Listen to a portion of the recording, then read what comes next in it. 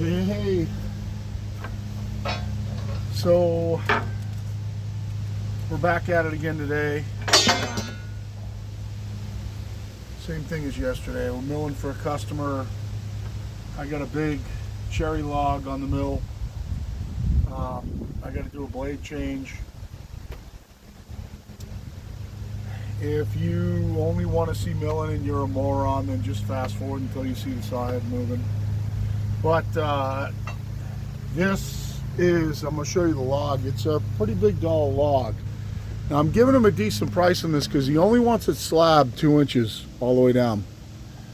I'm not going to measure it for you because there's flare on the end. It doesn't make any difference. It's big. I'll show you across the bobcat here. You know, it's a big cherry log. I've debarked a bunch of it. Show you what he wants down here. There's a crotch on the end of it, and he wants to keep the crotch. He wants to have the crotch figure in the log. Now if it was me and I was just milling boards, I'd cut it off, but he wants his crotch figure in. He also wants the pith boxed and wants 2 5/4 boards, one above and one below. Now I'm not sure how that's going to work out yet. He wants 2-inch slabs all the way down, but as you can see, this log is significantly higher than the crotch, and I was just going through, well, let's go see what Danny's into here. I was going through arranging it and leveling it, and what I found was I was going to bring one end up an inch, but it was already level. Danny, come here. Come this way. Hold on.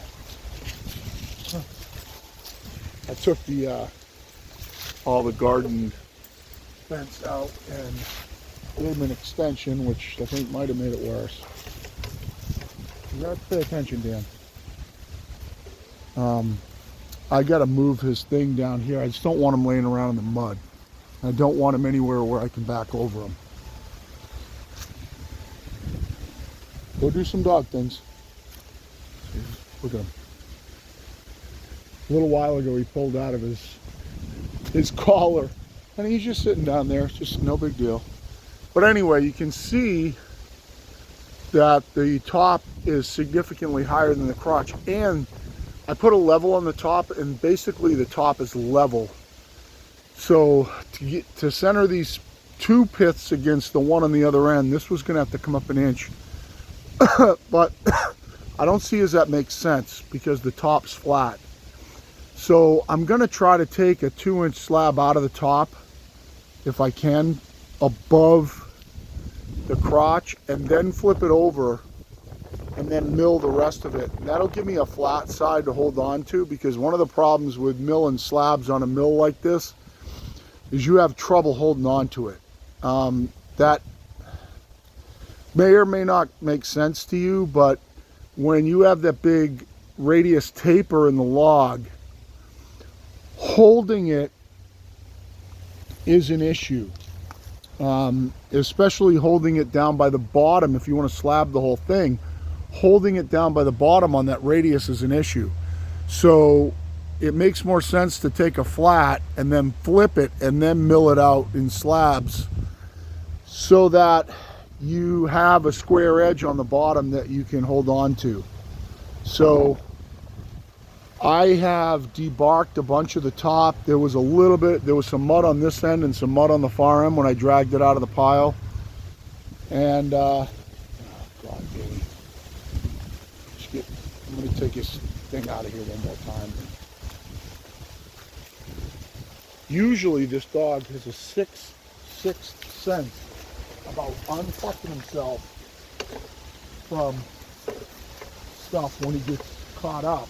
Like he's been on a lead before, but now all of a sudden he's kind of forgot that. So anyway, and also there's a bunch of sweep in the bottom of the log, and I'm not sure how that's going to work out either. I considered flipping it and milling the sweep out of it first. That was going to get way into that part. I think most of the good lumber is going to be from the, well, obviously. I'm not even going to say that because it's obvious. But anyway, we're going to throw a band on. We're going to check the guides here, clean them out, make sure that the guides are pretty parallel. Obviously, when you're milling a high quality log like this, you don't want to go about it willy-nilly. It's going to be a brand new band. There aren't that many cuts here. I've only got to make about, you know, say 1, 2, 3, 4, 5, maybe 6 or 7 cuts total for the whole log.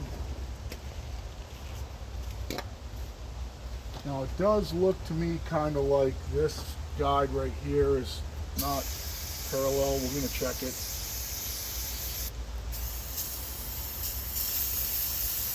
I clean these out with brake clean or carb cleaner, whatever's cheaper.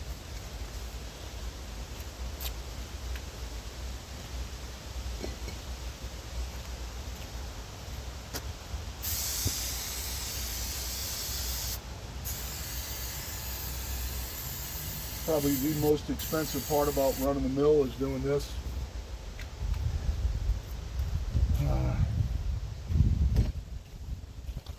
Get you watching over here. We'll get a blade pulled up here. Gonna run the Sabre 2.7. That dog is gonna drive me crazy. Run the Sabre 2.7s, and one of the reasons why I'm running out my Sabre 2s is that my grinder right now is set up to this profile, so I don't want to run. I kind of want to use these up before I regrind my rock. I hate to use this modulated like this. I considered not even milling this log today, but kind of got all set and ready to go, and said, you know what, let's just do it.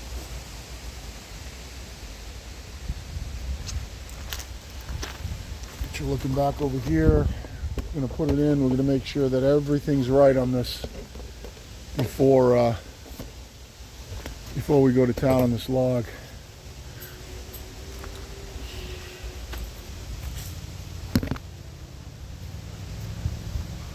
So when you're loading the band, you kind of want to just hold it like this and put the top in first.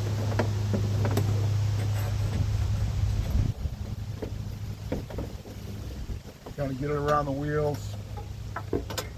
Start feeding it into your guides or onto your rollers. Once you get it in here, what you want to do is you want to line up your gullets with the face before you tension it.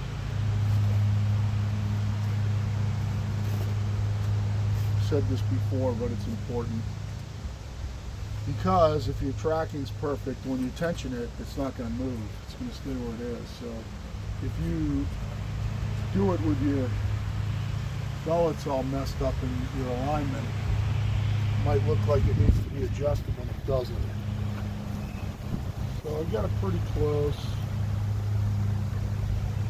Now what I'm going to do is I'm going to go ahead and tension up.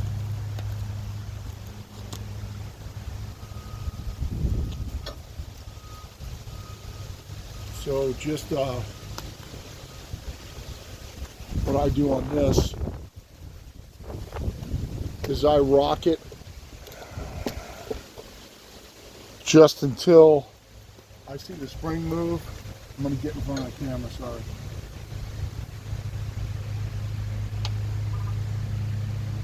So that's where the spring starts moving right there. Then I go 5 turns, half, 1, half, 2, half, 3, half, 4, half, 5. Now right here my adjuster's in the way of my adjustable blade guide. So I go turn it sideways. So let's call it 5 1/4 so I can pull my adjustable blade guide in and out.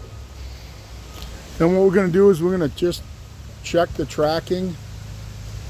Now I can see right now that when I did that, my gullets are sticking out pretty far on that wheel right there. I'm going to go ahead and roll it. You always want to roll it in the direction of cut. Let's see what happens with the gullets.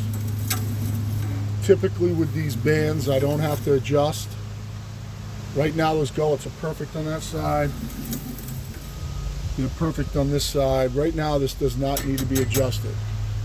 Now what I'm going to do, oh, it sounded like a log truck, is I'm going to check my guides to make sure I'm not rubbing. I should get a click up. I'm hitting. No click. Click down. Yep, so I have clearance on the bottom guide. Sounds like the bottom guide's hitting. I have clearance on the top guide over here. So I'm going to adjust this top guide, and I'm going to double check this bottom guide on this side, and also my parallelism. I got my sunglasses on because yeah, it's not parallel right now. So I need to, the reason it's hitting, you hear that? There's no click, is because this guide is tweaked like that. So I'm going to just grab a couple of tools.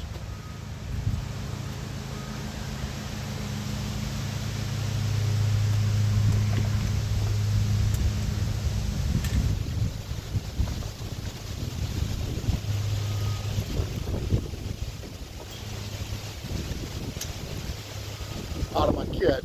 I'm going to apologize now if I get in front of you. I'm going to try not to. What I want to do first is I want to get this guide. Windy as hell out here today. I want to get this, I don't know why I brought that. I want to get this guide parallel first. Yeah, now it's moving by itself, which means it's not tight.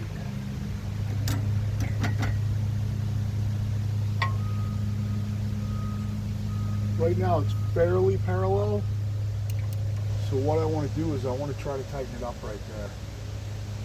And I have flat on this. Don't know why that turned.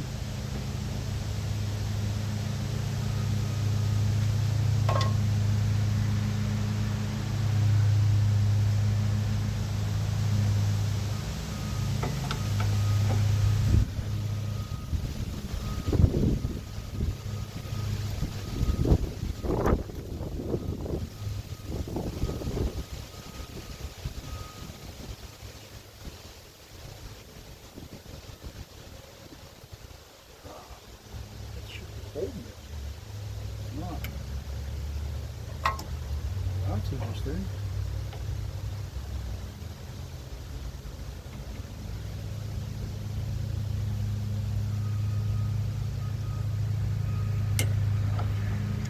So that's pretty tight there. Definitely I have too much clearance on my bottom guide and I don't have enough on the top. So what I'm going to do first is I'm going to shove my bottom guide up against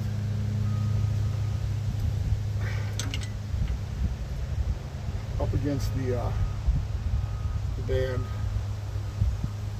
like that. That means that it can't move down.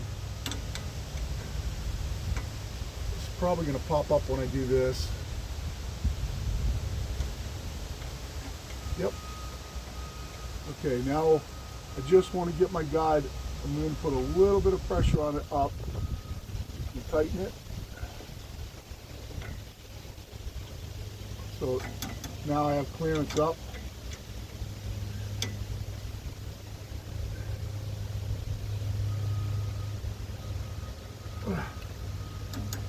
I have clearance up and down now. I don't know why that's...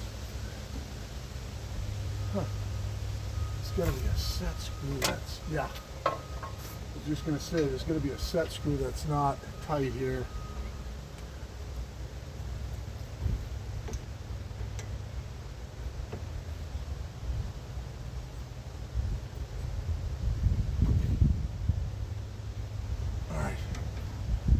Now it's nice and tight. I got clearance both ways. Check this side.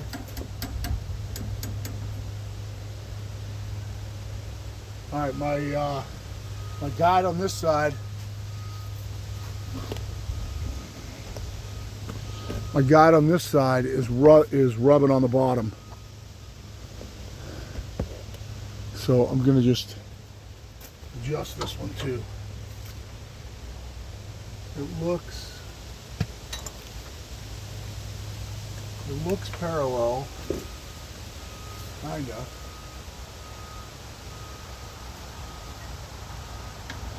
Sometimes these hit on the log and this shit happens.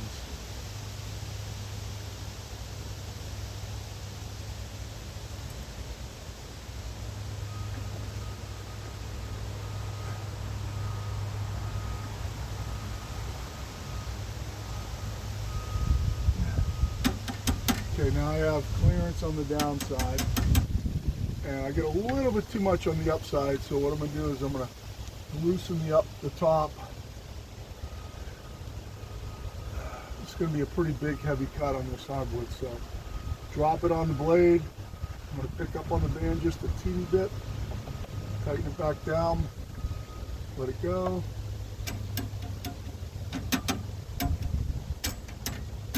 I got clearance all the way around. We're good. Make sure these are tight.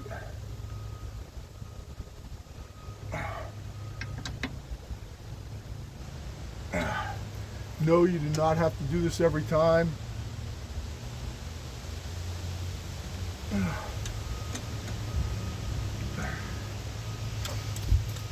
The only time I do it is if I see something cutting funky, or if I got $1 million log on the mill and I want to make sure it cuts flat. Now, most of you guys, if you watch me, saw that the before the band got broached, it cut really good on that locust. So you know that I'm running fairly true. Now the final test is that when you roll this thing through, you should not hear it rubbing. Perfect. Perfect. So no noise. And I'm not going to adjust the back guides. I'm just going to assume they're right because my tracking's good. So we're all good to go here. We're going to put the covers back on, and I got to dump some water in it. Well, pine sol and water. I was out of Dawn dish soap in the house, so I only put a squeak of Dawn in it, and I got pine sol and water in it. And it ran perfectly clean the other day, so that's good. With just pine sol and water. Of course, I was cutting black locust, so it's not really a testimony.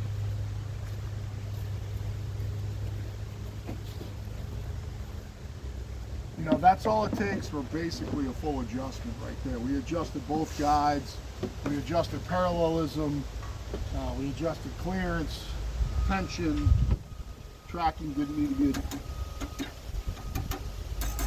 That's all you need right there. As long as you hear a click, you're good. So I'm going to raise this up. Actually, let me put some water in it first. I'm going to fire it up right now so it can warm up a little bit.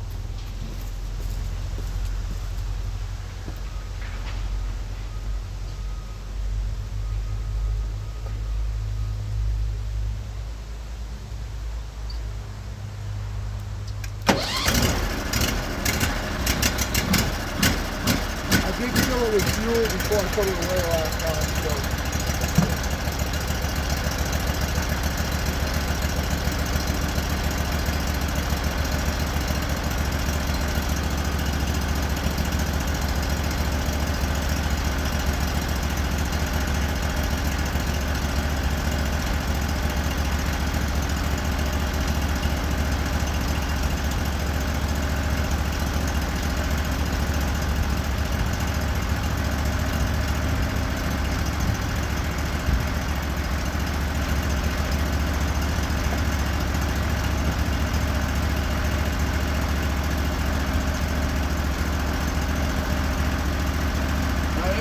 Something a little different this time. I'm going to pull my slab cuts off the Bobcat side of the mill.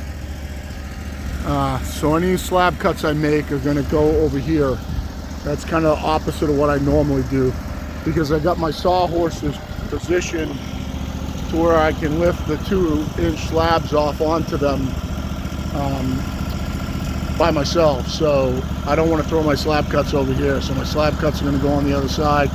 That's a little different than normal. Get you guys set up right here. Actually, let's get you over here. I'm going to go ahead and drop back, and hopefully I got this cleaned up enough, and we're going to go ahead and make a cut.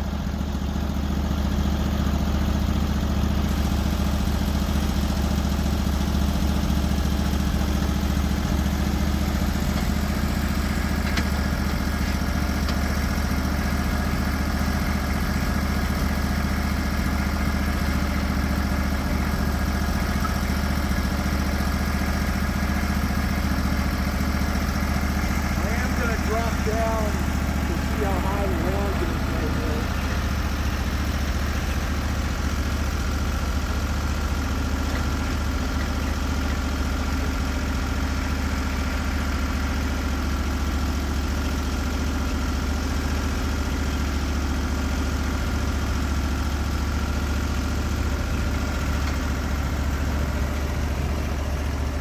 So the middle of the log is at 19.5. I forgot to put my blade guard on. I'm just going to leave it. I've got a little bit of dirt right here.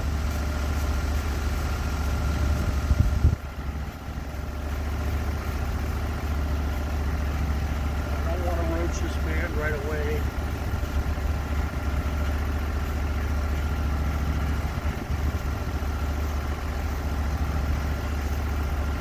So I'm at 19.5 right here.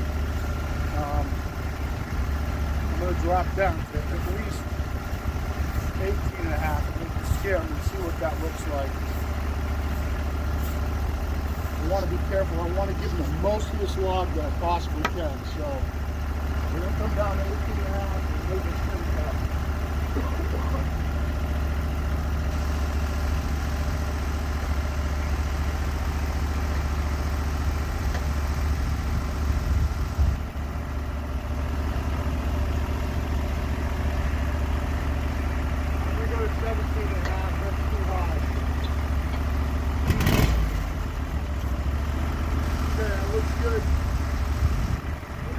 Take it off right there. Let me grab my picker. I'm going to pull my slab cuts up this side.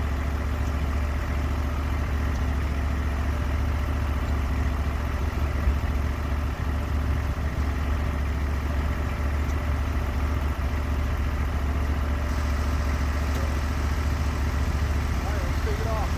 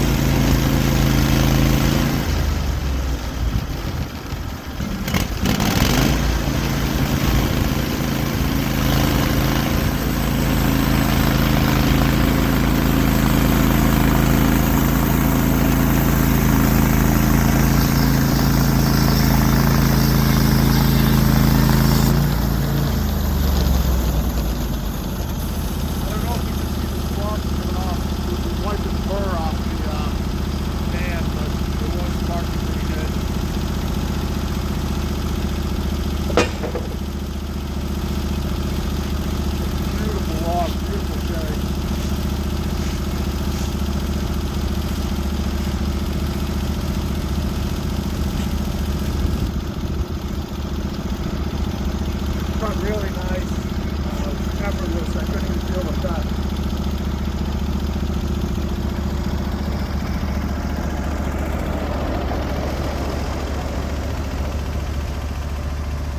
I want to double check how much more I can take to be able to box that pit. So I got 8.5, which is a sucky dimension. That kind of means that I'm 2, 4 1/8, 6 1/4,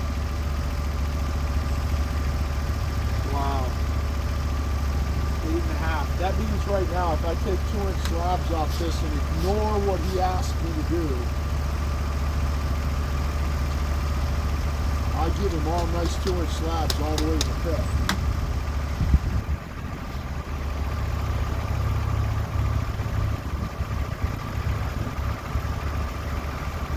So if I take an inch off right now,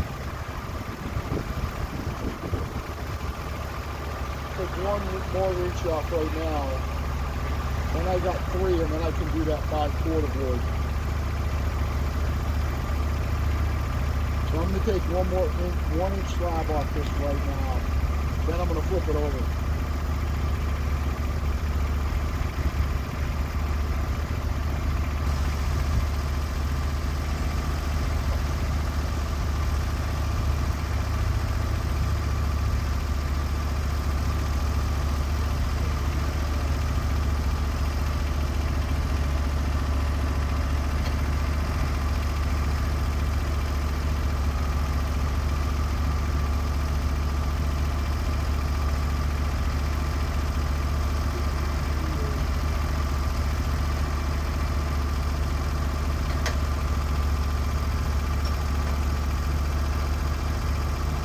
Going down to 16 1/8 to give him a 5/4 board right here, because this is such a nice piece. This is beautiful. I don't want to waste it. So I'm going to give him a 5/4 board here. If I've got to work it out later, I'm gonna. I don't want to. There's no sense in shitting a beautiful cherry board right here. So I'm going to take it off right there.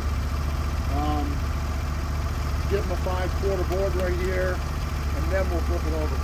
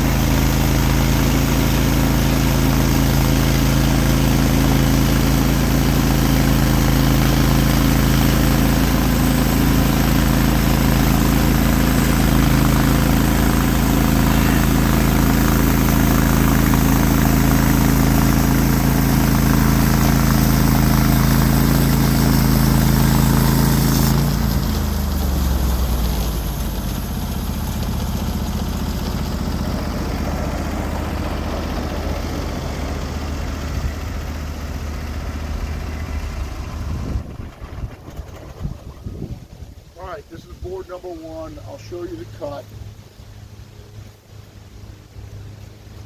This gives him a lot of usable wood here, and it would have been dumb to do it the other way. And waste a 1-inch thick board when I can go 5/4 and give him a usable slab. Go ahead and show it. Let me just dust this off and show you what it looks like. Go down, run over it. Make sure again he isn't caught up too. That's beautiful. Beautiful cherry. Love cherry smell. It's my favorite smell in the world. Not my favorite smell in milling.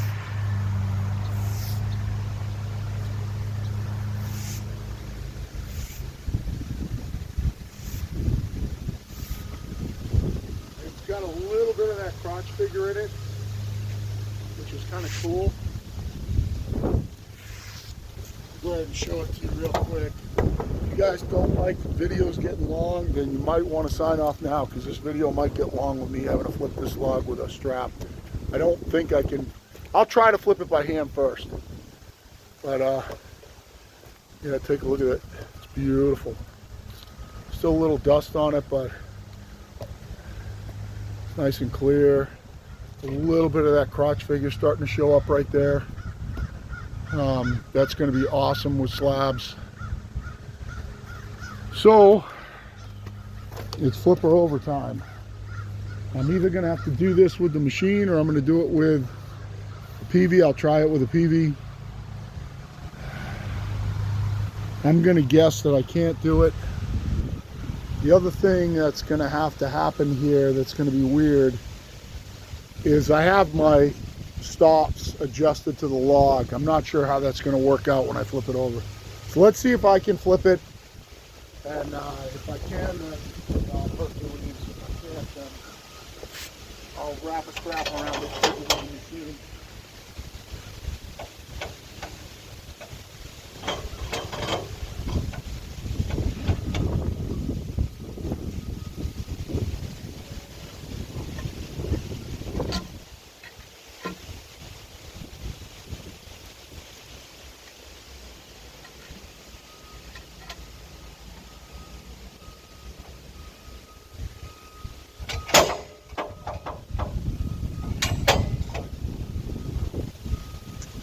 Give it a go.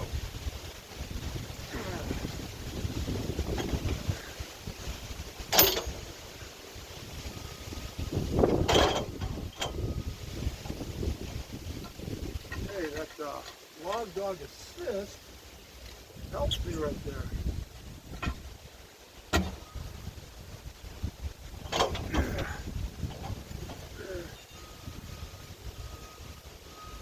Don't catch that. Yep, it did, damn it.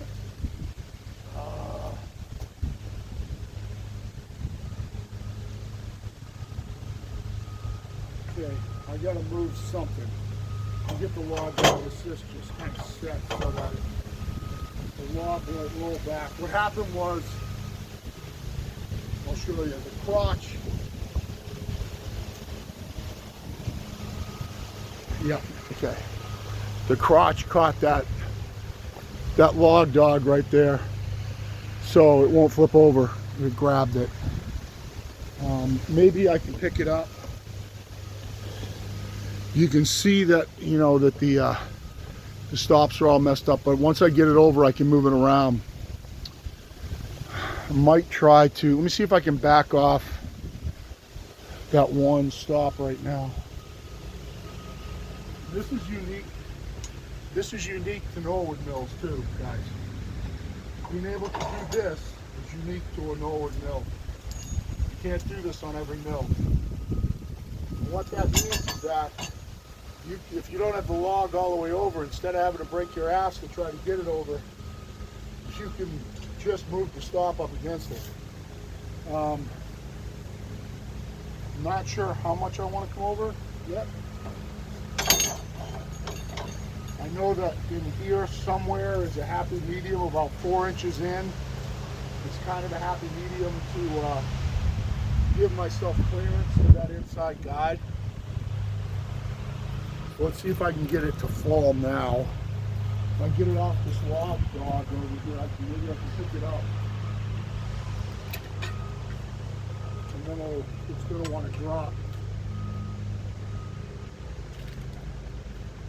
Yeah,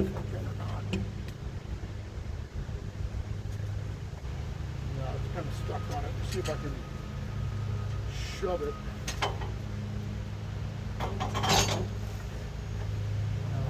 Let me get this log going. Something out of the way.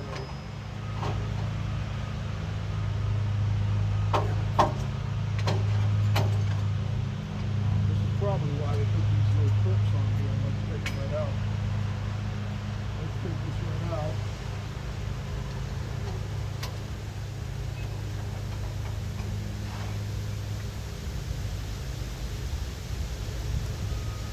Another thing you need to know right there, guys.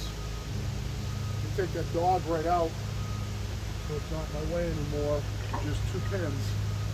So now we should be able to roll it the rest of the way over. Alright. Let's see where we are. See what our clearances are going to look like.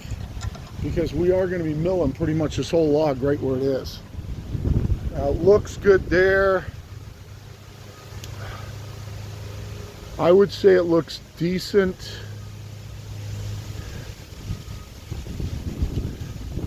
If anything, that guide's going to want to hit on the edge of that crotch. I do have a little clearance there. So what I'm going to do is I'm going to move those far 2 guides over that way just a hair. Over that way just a hair. And see if I can just kick the log over a hair.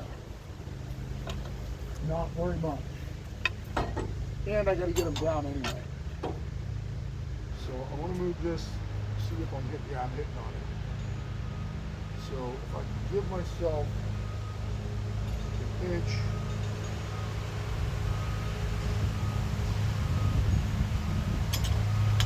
that one's not. I'm going to get an inch here anyway. So let's try that right where it is. Just kick that into the log over and see what happens. Oh, he's busting that one.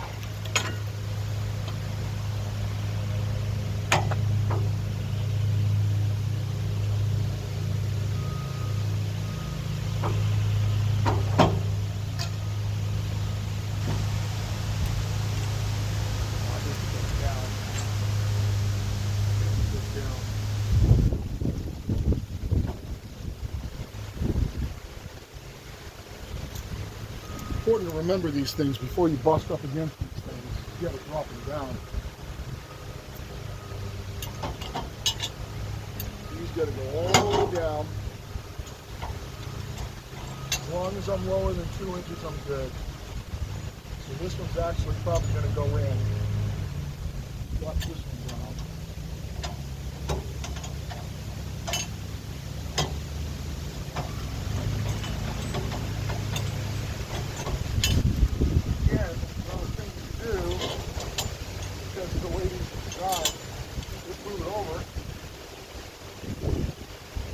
Now, I'm going to have to be careful when I get down the bottom here because this one won't grab right now. Slide right under the log.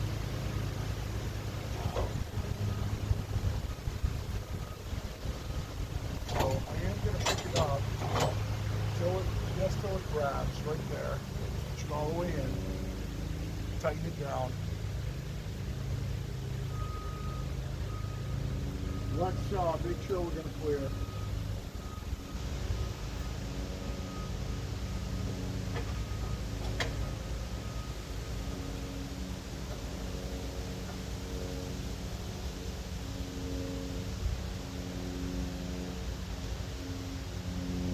Still needs to go over. Doesn't need to go over much, but it needs to go over. It is going to clear this side. It won't clear that side once I get down into the log.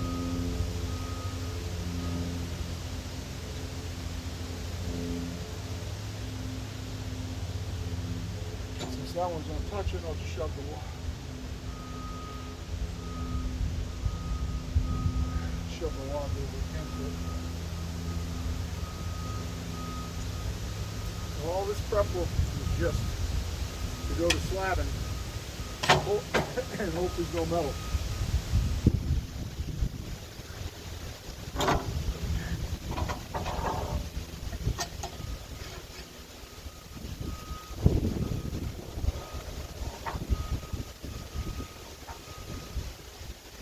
All right, good, we're clear.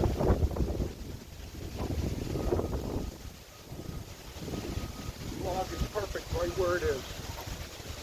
So now, adjust all our stops in. This one's all the way down, so I'll clear the 2-inch cut.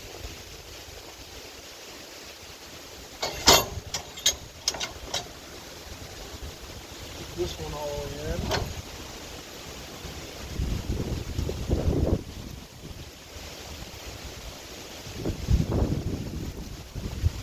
Okay.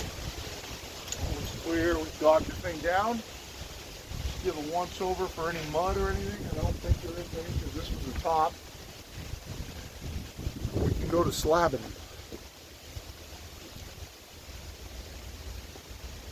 I will have to do a little bit of cleaning on the log when I get down in the middle of it, but by that time we'll have a bunch of cuts on it.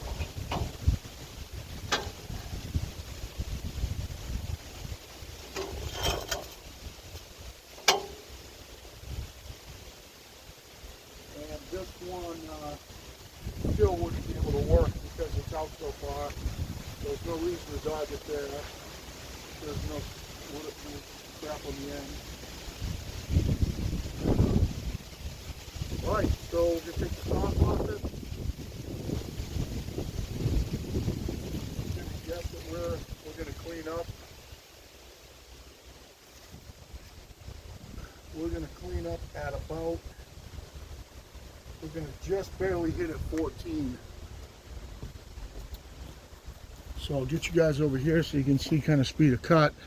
This might take a couple of cleanup passes to get me down to something that's going to be usable for a slab. We're going to just barely clean up at 14. The pith is at 7.5. So 13 is going to give me